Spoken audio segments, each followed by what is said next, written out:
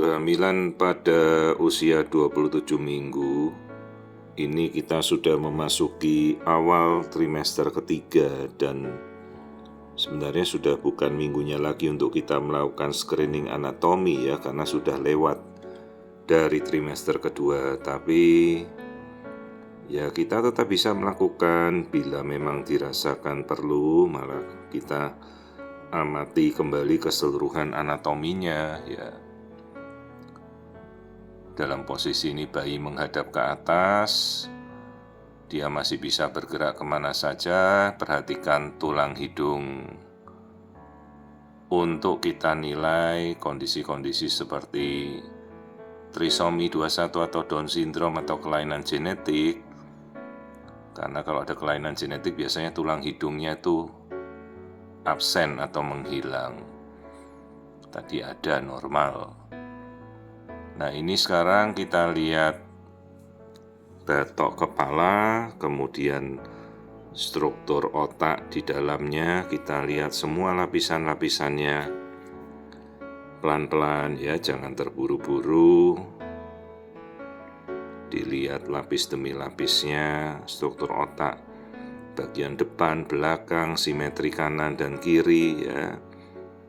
Jadi kalau ada kasus seperti hidrosefalus atau ada jaringan otak yang tidak terbentuk,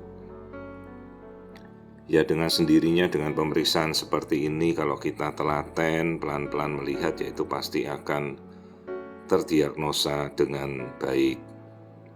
Ya, jadi ini minggu 27 kita amati struktur otaknya, ini bagian otak kecil yang kita ukur. Akan selalu tepat dengan usia kehamilan ya, ini 27 minggu. Terus kita lihat bagian dalam, nih saya melihat mata, lensa matanya ya bening, normal. Ya, hidung tadi kita sudah lihat itu lubang hidungnya, dagu, bibir normal. Oke, yuk kita masuk ke jantung, kita amati ya. Struktur jantung ada 4 ruang, namanya 2 serambi dan 2 bilik ya. Dengan kita sudah melihat itu, maka 80% kelainan jantung kita sudah bisa singkirkan ya. Dan kalau melihat ruangan jantung itu kan sekitar zaman kita sekolah dasar kelas 4 IPA kan kita sudah mempelajari ya, ruang jantung ada 4. Ya, ini kita lihat ya dengan aliran darahnya, pembuluh darah yang masuk ke jantung. Terus ini kita lihat lambung, terus kandung kencing. Artinya kalau lambung sudah terlihat, maka bayi bisa menelan. Terus kalau kandung kencing terlihat, bayi bisa kencing berkemih, ginjalnya berarti beres. Nah, mati ini apa yang kita lihat ini kan kelaminnya bayi dengan tangannya sudah siap-siap mau ngeremet, mau mencengkram burungnya itu. Ya, ini suatu hal yang normal, namanya sexual behavior pada bayi dalam kandungan ya. Dia biasanya memang mengeksplor area kelamin atau genitalianya. Sampai anak-anak usia balita umur 5 tahun biasanya masih main-main pegang-pegangan burung begitu, itu normal.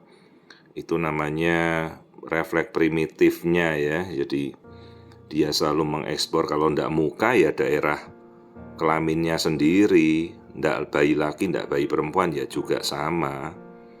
Ya, jadi ini yang kita tunjuk sambil lihat jari-jari bayi ya. Bayinya laki-laki. Nah, nanti kalau mau sirkumsisi atau bayinya disunat setelah lahir ya boleh, ndak apa-apa ya. Terus kita lihat bijinya, testisnya itu kan sudah turun ke kantong pelir ya, kantong buah sakar itu. Kalau punya anak laki-laki, biji itu harus dilihat oleh ibunya ya. Jadi dokter anaknya ditanya, "Dok, bijinya turun belum?" Ya, dilihat. Terus ini lubang anus tadi di belakang. Nah, ini lubang anusnya ditunjuk tadi itu. Nah, ini lubang anus. Karena harus kita cek juga, banyak kasus bayi nggak punya anus atau atresia anus. Ya.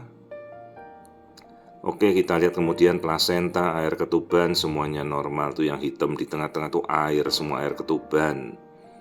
jumlahnya cukup. Nah ini kakinya bayi, tuh kakinya menendang ke arah kanan ya, tuh kakinya, telapak kaki normal, tidak ada yang clubfoot atau telapak kakinya membengkok ya.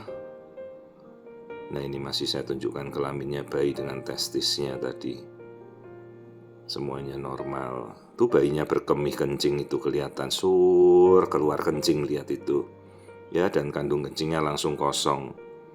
Kadang-kadang dalam pemeriksaan momen-momen bayi berkemih kita bisa lihat ya, asal pemeriksaannya jangan buru-buru ya.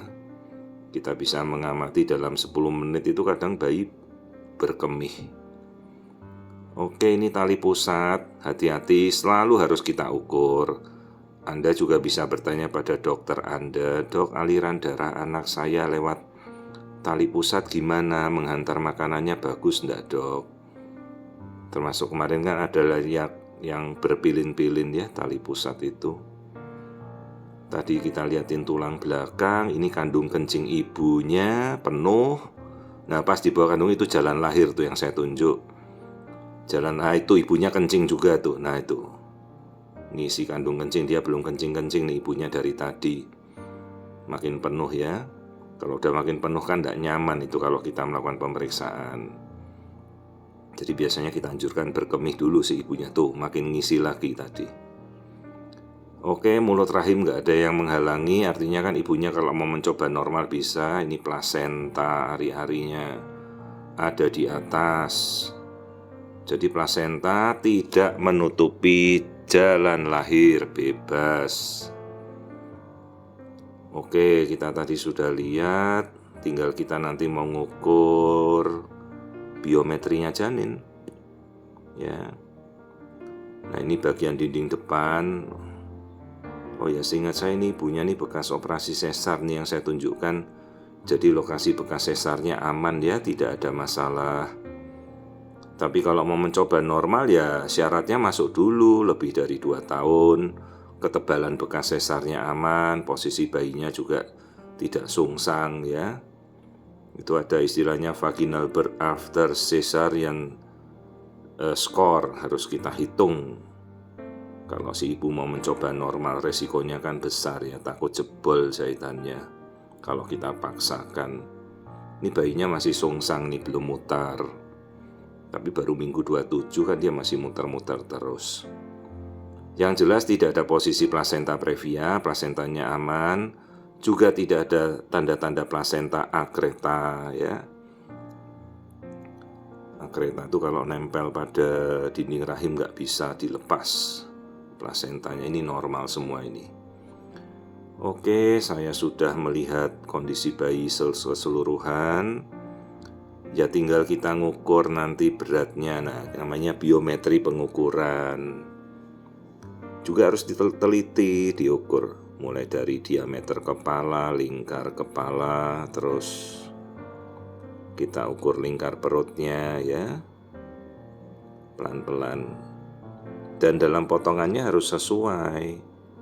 Jangan miring-miring ya, harus benar-benar proporsional. Nah ini lingkar perutnya bayi, kita ukur. Nah terus ini posisi saya memperlihatkan jumlah air ketubannya bagus ya. Air ketuban normal. Jadi ini minggu 27, harusnya kalau minggu 27 sudah sekitar 1 kilo. 1 kilonya pertama untuk bayi ya. Setelah ini dia harusnya naik 200 gram per minggu. Nah ukurlah diameter kepala ya, seteliti mungkin, jangan buru-buru. Nah ini kan satu pemeriksaan ini kurang lebih 10 menit lah, sudah cukup untuk kita melihat kondisi bayi. Kalau biasanya normal, saya biasa lakukan pemeriksaan sekitar 3-5 menit ya. Karena kadang-kadang pasien juga banyak ya, kita harus mengerti. Dan banyak juga pasien rujukan yang membutuhkan untuk ekspertise yang lebih lanjut. Jadi rata-rata kalau pemeriksaan lengkap seperti ini 10 menit itu sudah cukup memadai.